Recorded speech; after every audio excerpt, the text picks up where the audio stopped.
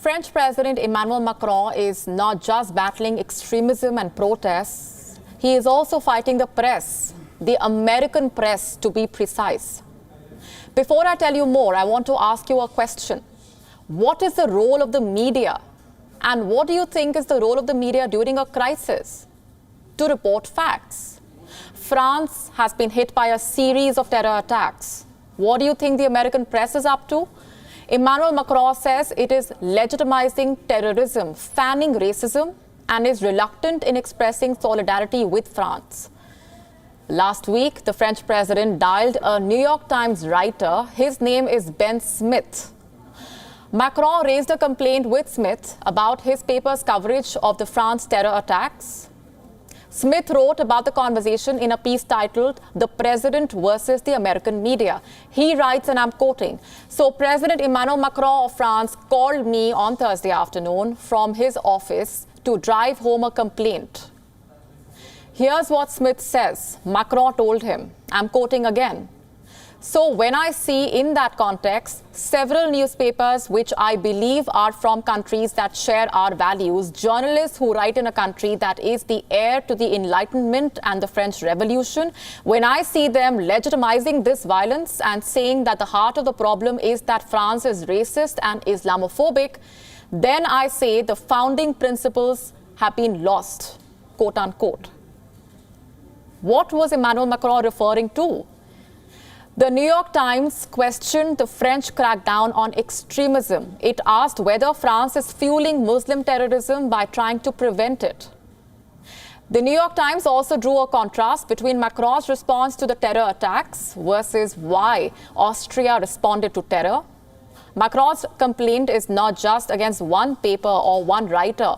On the 3rd of November, the Financial Times argued that Macron was alienating the majority of Muslims who hate terrorism. The article read, and I'm quoting, "Macron's war on Islamic separatism only divides France further," quote unquote. The article was taken off the internet after complaints from readers and a call from the French president's office. And then there is this piece from the Washington Post. It reads, "Instead of fighting systemic racism, France wants to reform Islam." Macron says that the American media has failed to understand French secularism. Is he wrong? Is the American media getting its narrative wrong? More than 250 people in France have lost their lives to terror since 2015. This is the highest number in any Western country. Is the American press fanning extremism? Is it legitimizing terror? Is it victim shaming? And is it the first time the American media is on to something like this? In 2013, when India launched its Mars mission, the New York Times seemed rather unhappy, and its unhappiness was reflected in this distasteful cartoon of the Mangalyaan.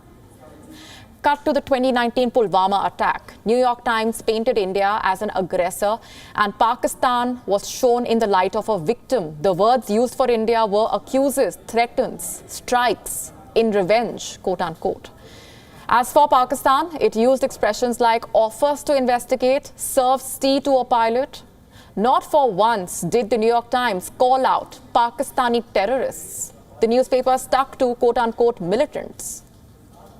We have spoken about all of this on Gravitas. Let me ask you another question now. Do you think Emmanuel Macron is wrong in calling American press out for its bias?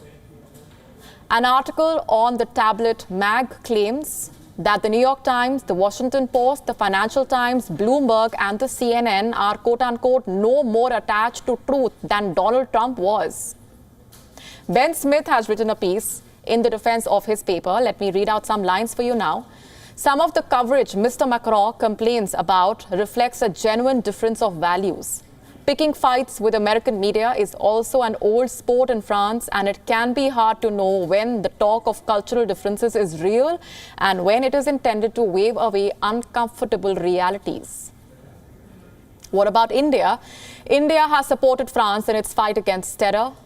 And when it comes to calling out the bias of the American press, here too, New Delhi can hold enough and more examples in the face of the American editors.